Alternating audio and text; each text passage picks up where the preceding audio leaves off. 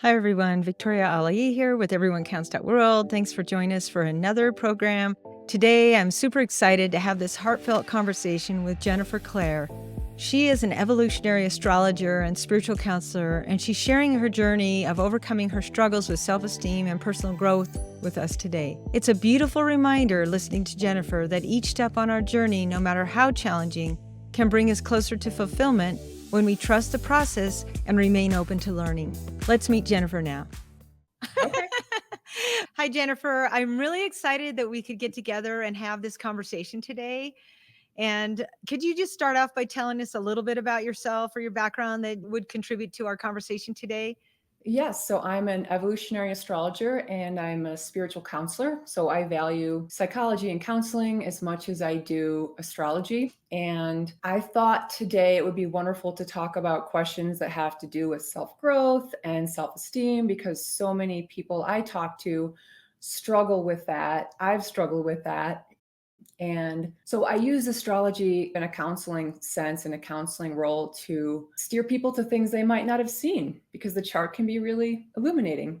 And this is a second career for you, correct? Yeah, it's more than just a second career. So, boy, I've done a lot of things. I went to Colorado State University, got my degree in equine science. I considered going on to do counseling and psychotherapy, but decided I needed to do more traveling and living and working before committing to more education. But that being said, for the last 6 years, I've been doing a spiritual counseling program that I'm just about finished with. And I'm really excited to incorporate those techniques into my astrology. That's fantastic. Not that we want to go into the whole reason why you went through your background, but I think when you and I were talking recently, one of the things we discussed is that somewhere along in life, things sometimes get difficult.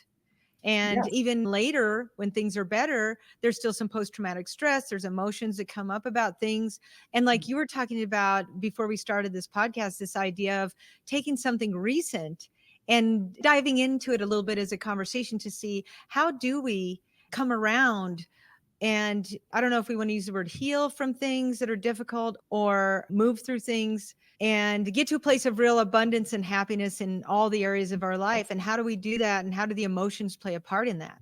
Yeah, I think personally having faith in something is really key.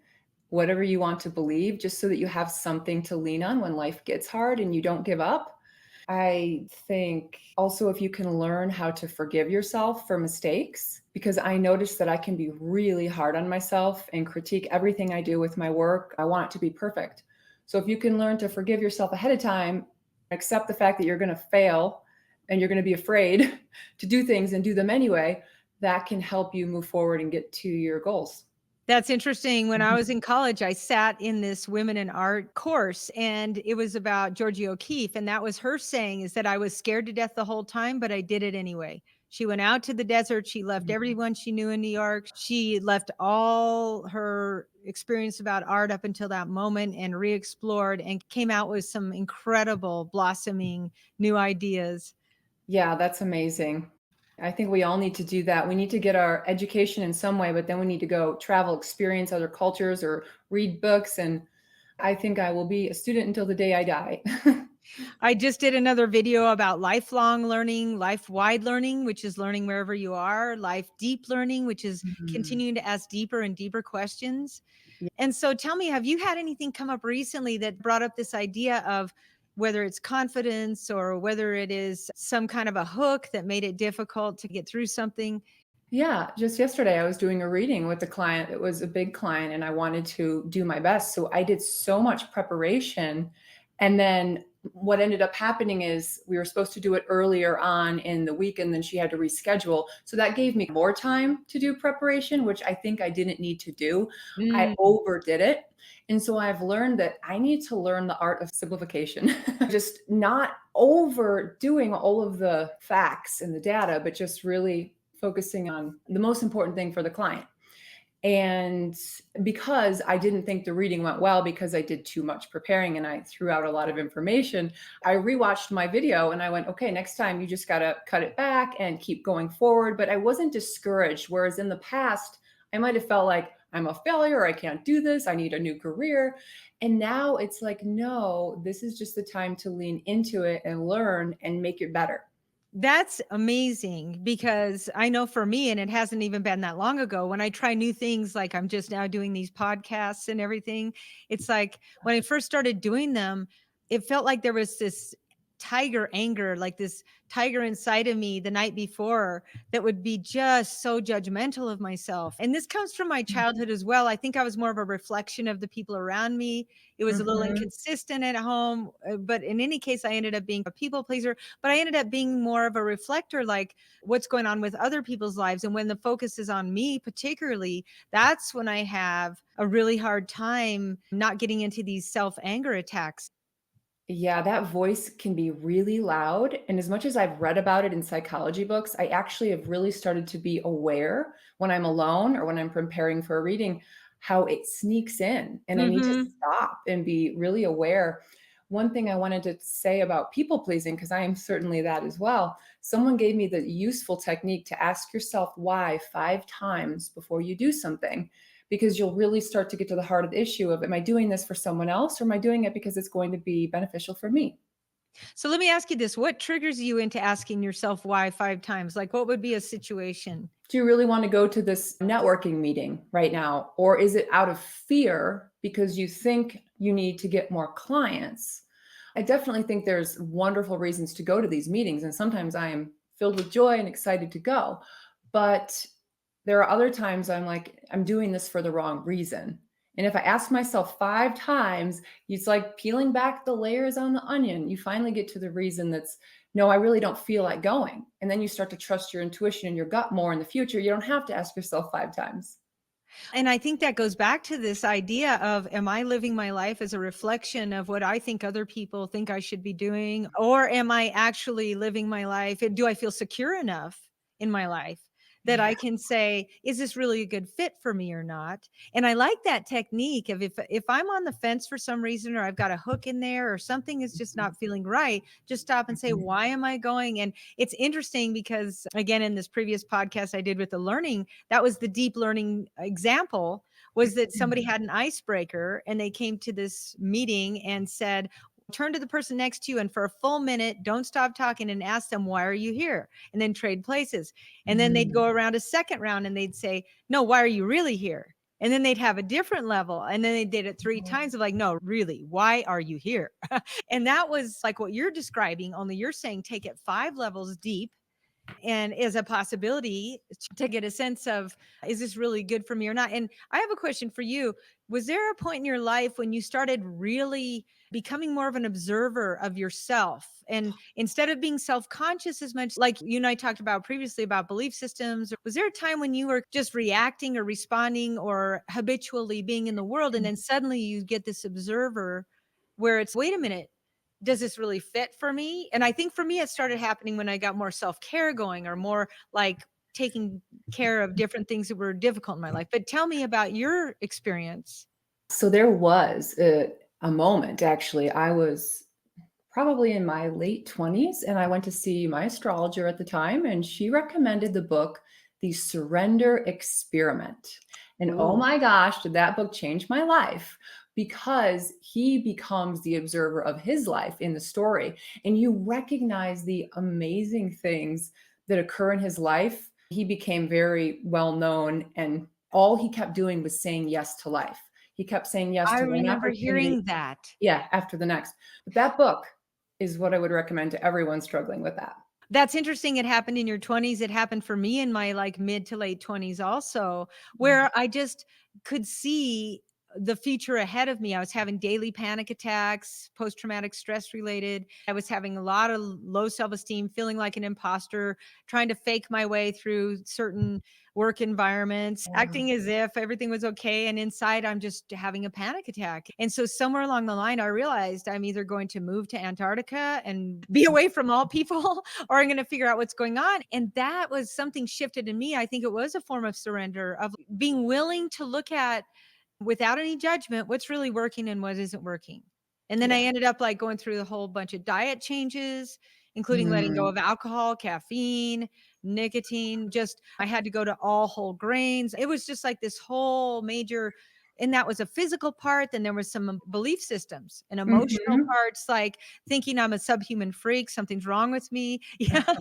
And then realizing, no, I'm a basic core of goodness. And I've always been a basic core of goodness, but I had to stop using people outside of myself as a reflection for whether I was okay or not. And that was a really big change for me.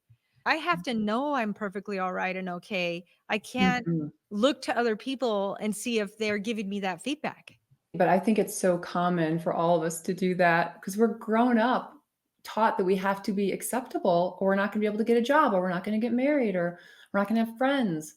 So I think a big thing we all have to learn is authenticity, figuring out who we are and then standing in our power regardless of what everyone else thinks. Easier said than done. Did you have any points along your travels where you read the book about the surrender experiment, and that really helped, but then did you start thinking, am I in the right Mhm. career at some point? Yeah. Am I in the right relationship? Is this a fit? I think I've always had a really strong inner compass. I haven't always listened to it, but it's always been strong to say, your heart's not in it anymore. You need to move on to something else. Huh. I'm sure my parents weren't happy with my decisions all along the way as I left different careers to try new ones. But my traveling helped me see that there's many ways to live in the world. There's not just one way. And there's also different ways to experience or get to the same result. I was thinking about this morning. If I want the result of peace and tolerance and acceptance, not just with others, but with myself, I first have to let me grab this because I wrote it down and I want to say it right. Oh, great, great. Okay, so I realized because I'm reading a book on psychosynthesis that there's many ways to get to these feeling states. So you could do free drawing, you could do channel writing, you could do guided imagery and learn about your subpersonalities that are alive in your unconscious. There's just so many ways to help yourself feel better. And this is why knowledge is power. You just have to explore, learn these things. And it sounds like travel was a high impact for you. You've mentioned it several times. Tell me more about how Yeah. that travel experience felt, maybe the first time or when you Yeah. finally got the aha of, wow, this is really. Okay, so I think I was probably 20 years old when I went to New Zealand. That was the farthest, of course, I've ever been from home. And I met different people. I stayed with someone who took me under her wing and just showed me around. And I learned so many differences in how people think and what people believe. And so that was like the first thing, being in New Zealand 4 months, studying abroad, coming back. And then I was always willing to get up and go. I moved to Arizona and then I moved to Colorado and moved back to Illinois. And I felt like I needed to learn specific lessons in specific places. I also lived in California for 4 months, thinking I was going to go to grad school. And I ended up just starting my own pet sitting business, but realizing how I can do things on my own. And that was a huge confidence builder. So I knew at some point in life I would reuse that skill. I just had to figure out what was my ultimate calling and then start. So this idea that you could start something on your own, like the pet sitting, and it didn't Mhm. have to be like, I've got a resume, I'm going out there, I'm trying to get this position. And that's something that a lot of people, as the economy changes around us and robotics start to pick up more and AI, and there are going to be more opportunities probably for people like ourselves to look for Mhm. more entrepreneurial opportunities to serve people. And so having that confidence Yeah. that, and I can remember the very first job I had that was like a W-2 job at 14, cleaning in one of the hotels that my dad owned. Yeah. And there was something very empowering about that little job where Mhm. I would leave work, go across the street to the drugstore, buy my own little grilled cheese and Dr. Pepper. And, Yeah. there's something that shifted in me. Now, I did lead to work addiction later in life, but but I think that what you're talking about is like, first I had to know, oh, I can work, I can get paid. People think there's something of value that I have to offer. But then it shifted over to, oh, now I can get paid by somebody else in an office and shift from being in food service and these types of careers. And so I went through so many different levels of this to the point of, oh, now I can work on my own. I can be a real estate broker. I can be just about anything I want to be if Yeah. I get close to understanding what that passion is. Absolutely. And I think having confidence in yourself, once you discover I can do this one type of job, you can do a lot of different types of jobs. You're not just here for one thing. You're not just here for one career. That's the other limiting belief we all have. It's, I'm going to look down on you if you haven't been in a job for 15 years. But that's pretty terrible because the people who haven't are the ones who are brave enough to have tried something new. Exactly, exactly. And so what you're talking about with confidence, let's go to that word for a moment. Hmm. Do you have any kind of like an aha where you looked back and said, wow, I can see myself, maybe not a point in time, but can you Hmm. see like this period of my life? I was Hmm. more reflecting of other people. Can you I, think back? yes, I have to say, I think the times in my life my confidence grew the most was after the biggest tragedies, after illness, after almost dying, really, and being like, what the heck? Oh, I almost wow. died, so I might as well live life to the fullest and stop caring what other people think. I'm still guilty of caring too much what other people think, but I had the seed planted, and then that energy set me up to get a new job, to meet new people, and then it just keeps on spiraling out from there. That's amazing. And so what you're telling me is something I've heard before, which is sometimes the worst things that end up happening in our lives end up being some of the best things Yeah, later to actually bring us to more of that being alive in the moment today, being present yeah, and having a more happy, fulfilling life right, because of it. right. And again, that is another one of those deeper questions you were asking earlier is why am I doing this? What do I really want? What's important to me? Those values. Maybe we Yeah, could talk about values for a minute because that's yeah. something that when I grew up, I had some values that were Mhm. probably survival oriented, and also some were passed on by my parents and norms. And my parents were parents of the 60s. And Yeah. so they had this free love going on and all this kind of crazy stuff. My parents weren't total hippies, but they were on the fringe of a lot of that activity. And so there were some of the values. So I ended up normalizing quite a few things that later on, when I was choosing my values and saying what's working and what's not working, like in relationships, I would be like, this doesn't work for me to be dating multiple people at one time or to be involved with somebody just because I'd rather be alone today. And fortunately, I ended Mhm. up with my soulmate in my Aw. early 50s here. And I'm just so grateful that I reached that point of what's really working and what's not working in that area because that was the last area of my life. I had done it in career, I had done it with mental health, I had done it with all these areas, but the relationship was the last one that kind of fell into place. And that's what motivated me to get out here and share with people that might be having 5 panic attacks a day or not feeling Mhm. confident. And do you know what I mean? Yeah. I give you so much credit. It took a lot of courage to do this, but I feel like we have a similar story because my confidence increased after I got married. And then I felt like I stepped into my purpose and doing something I really love. And then I was not as afraid to put myself out there like you are. So love is a healing agent no matter what. It is, isn't it? Yeah. And I think that for me, earlier you were talking a little bit about when people try to get something in one way, but it's not really a good match. Maybe going to a particular conference and you realize, wait a second, this isn't really what I need right now. I need Yeah. to go home and meditate, or I need to do Right. something else. Yeah. And that's something that I've done a lot of writing or work around is this idea of trying to get these invisible needs met that we have, like for unconditional love, feeling lovable, feeling validated in the world, feeling high self-esteem or feeling okay. And then also Mhm. a sense of security, physical security, emotional security. Like so many of these things, I think I would have to say, if I look back on my life, one of the pivotal things I found out was that I was trying to get a lot of these invisible needs met with visible solutions.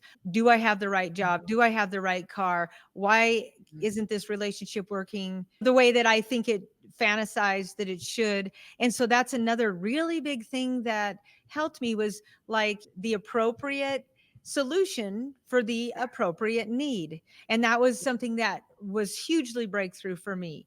I don't know if that is something that you noticed along the way. Yeah, as you were talking, I kept thinking about as you grow through life, I think the goal is to develop more trust in life, to develop more trust in yourself. And that is a value of mine, actually, literally just trusting the universe or trusting God, that if I pray, if I ask for something, my needs are going to be met. But the second thing that comes in line is patience. because I think, oh, I can do it. I can do it. I know I'm supposed to do this next. I'm going to get it done. I'm going to be proactive. But sometimes you're not supposed to act at all. You're supposed to rest in the unknown and get used to that feeling of not knowing what's coming next. And then all of a sudden, something happens and you get the answer that you need. And it's that courage that I Yeah. heard you talk about in an earlier conversation that we've had. Mhm. Courage to do the right thing, courage to see what's Mhm. really happening, courage to have the patience with Yeah. your process and not think that you have to have everything figured out today, Right. I you mean, know? trusting yourself is trusting you're doing enough. You're living a Mm. life of integrity. You're doing your best. And then stop and relax for a minute. Celebrate yourself. Because if we never take time to go, oh my gosh, look how good I've been doing, it's like we're always going to keep having more work put on our shoulders. But the more you rest and celebrate yourself, the more the universe brings you things to rest and celebrate That is with. amazing, isn't it? It Yeah. kinda goes along with that concept of all is well, and I think Mm. that that's another thing that we have in society, in the world, is this idea, maybe it's given to us by the advertisers or some of the movies we see or whatever, that, "No, not all is well. You need a better shade of lipstick. You need this. You Oh, need your life to yes. look like this. Right. You need your home to look like this." My husband and I crack up all the time because we see these movies with a teacher in the middle of New York City that has this huge kitchen with a granite counter and everything. And it's okay, that's probably not reality. But Yeah. it's so funny that I really wish I would have gotten that concept when I was 15, 16, 17. Like I wish somehow there was trauma going on around me. I too was in an accident where I almost died. My cousin did die. And that's another Mhm. point where you talk about faith. You talk Yeah. my sister survived also. She was 9 at the time. And we Oh, got caught in a flash flood. And the thing is if you've never done something like that, you don't know what you're dealing with. You don't know what you don't know. You do the best you can with the information you have. And so the thing is that that incident is one of those situations where I bargained all the way down the mountain. If we all live, I'll believe in God. And when that didn't happen, I gave up on this faith in God, which is when a lot of drinking picked up in my life and a lot of other things, a lot of going to these other solutions for solving these internal problems. But the other thing is that besides not getting the fact that all is well, I can stop, I can still grieve, but there's nothing that can't be figured out. There's nothing wrong with me. There never was. And I don't know if it's Melody Beatty, it's somebody else I'm thinking of, talks about this concept that all is well, always has been well. I'm okay. I'm perfectly all right. I'm perfectly yeah. all right. I've always been perfectly all right. I always will be perfectly all right. And it's if I actually can internalize that belief on a Uh-huh. cellular level, then that changes just about everything that happens after that. Yes. I think though that when you were coming down the mountain and you had that experience, that was all part of your path. You had to go into kind of the darkness and to leave your sense of faith to realize, oh, okay, that's not the answer. That's what life is. We are all professional experiencers. We're here to experience. And that means at your level of growth, you thought there maybe was not a God. And so you're going to do these other things. And now look at you're back here and you're believing other things and recognizing your body's a temple and you can't put negative, bad things in it if it doesn't operate well. So anyway, we're always learning, and I think we're always right where we need to be on our journey at all times. Absolutely. Absolutely. I believe that as well. And I think that I believe that now more than I did before. There's a Mhm. point where you're going through life or we're going through life and thinking, oh, when this happens, when this degree happens, when this, perfect relationship happens, when this, Yeah. then I'll be okay. And there's this kind of feeling that I used to have of the other shoe's going to drop. It's not okay. I'm not competent yet. I'm not enough. I'm not enough yet. And these are things that they don't teach us in grade school. And unless your Mhm. parents, which mine did not have, my mom had a little bit of it. She was an early childhood teacher, but by the time we're in high Mhm. school and living with our single parent dad, it's like, Mhm. and I think that the crooked path that I may have taken to get to this place of real happiness was okay. There's nothing I have regrets about today. There are things I probably would do differently if they showed up to me now. But I feel like you said, if it wasn't for some of those dark periods of hopelessness where you're like, wow, how am I ever going to get out of this? I'm never. And even just saying, okay, what if I never do? I'm just going to do what I can today. I'm Well, just you couldn't have become the healer you are today if you hadn't had to go through those painful experiences because now you can relate to other people better. It doesn't matter if you have a counseling degree. If you've been through a crappy life and you've overcome it, you can probably be the best advisor for that person who comes to you. I'm wondering, like, what are some best practices you can look back on now that we've talked about quite a few, but Mhm. what are some things that if you were 17 or 18, let's say 18 today, Yeah. you would go back and tell your 18-year-old self? So you have to learn how to reconnect with your sense of joy. Mm. That's number one. When I was 18 years old, I look back at pictures and I didn't look very happy. I don't know exactly what was going on internally. I mean, on the outside, I had a good life, but one thing that brought me joy was going to ride my horse. So I Aw. would go and do that, and it was my ultimate stress relief. And the minute you reconnect with your sense of joy, your vibration raises, and then you attract better things. So you have to get in a good feeling state first, whatever that means for you. And because I remember doing an exercise in biofeedback once where you scrunch your shoulders and relax them. It's a progressive relaxation exercise for the muscles. And Yeah, the neat thing is that when I was doing that, it was like before that exercise, I didn't know what relaxation felt like. I had no really. relaxation for 10 years before that exercise. And so that's what you're talking about is that Oh, the first thing you need to do is get a point of reference, get a new point of reference and feel that joy. In your yes. case was the horse riding. Yes, and if you need to relax your nervous system first, those somatic exercises are really good because then you can be thinking more clearly and remember the things you love to do. I do have a book, or not a book, it's an online program where you can purchase exercises, somatic exercises, and it's called The Workout Witch. If anyone wanted to look that up to get exercises specifically geared to relax the nervous system and calm you down when you have anxiety. Now is this your book that you Oh, wrote no. or No. Oh, no. It's just a website. It's called The Workout Witch, and it's just a website where people can go and Oh, wonderful. they can find videos on somatic exercises. That sounds fantastic because I tell you, there's so much therapy than I have gone through myself and support groups and everything. And there's a lot that you can do with that in learning to be the observer and everything and cognitive things. But these Mhm. other types of somatic exercises. And is Yeah. that something you would tell your 18-year-old self today when you look back? As what would you share on some of these somatic exercises or Mm. just today? Yes. So I would say the 18-year-old self probably had more energy than my 40-year-old self. So I think that the 18-year-old would have benefit from going for a long run in the woods. So if you're very physically oriented, you might Right. want to go play a sport, be active. But if you're older and you just feel low energy, maybe you have an autoimmune condition like I do, the workout, which will give you ideas of exercises, very simple.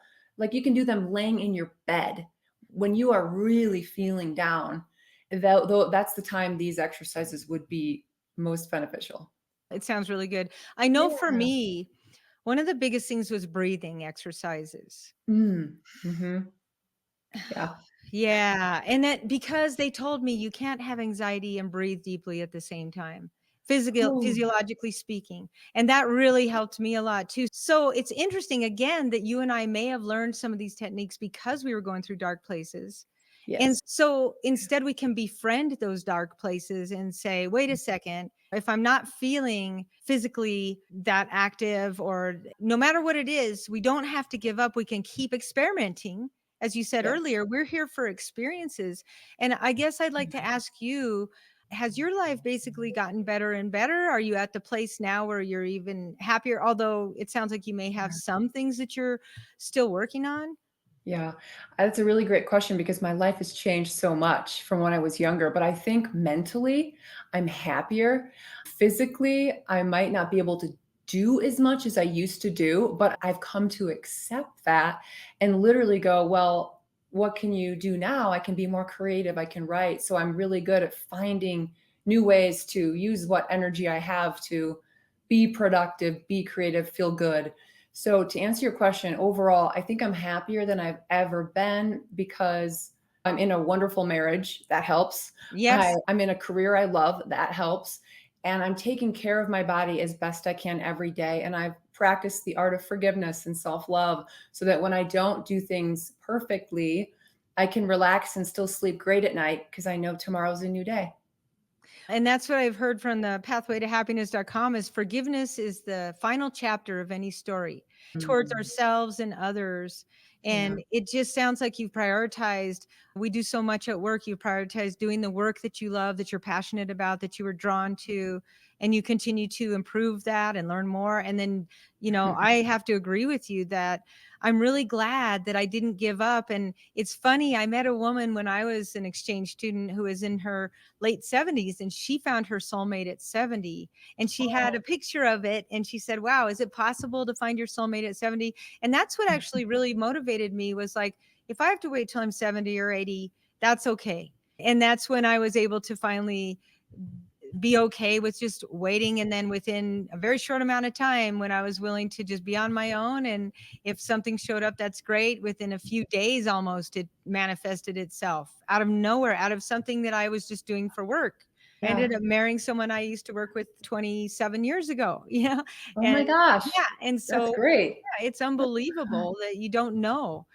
You So don't know, and that's why the waiting is so important. It's like you've made your wishes or you've thought of what you wanted, and now you have to wait and have patience for it to come and keep yourself busy with other things that you know need to get done. And then all of a sudden, out of the blue one day, it does happen. So keep the faith. And then what you mentioned about having somebody in your life that inspired you with the picture, I was thinking, yeah, having a mentor, someone who can motivate you and believe in you. Find that, because one time I was down and it just took one person to turn my whole life around, one person to believe in you. Ah, that's all you need, right? One Yeah. person, just one person. Yeah. And I mean somebody who is in your corner, someone you'd be in a foxhole with, somebody who wants your highest and best good. And by the way, this is something over time I've been able to get with women, because when I was younger, there was a lot of competition with Mm. women. My mom and I would do it sometimes, other women. I had a hard time.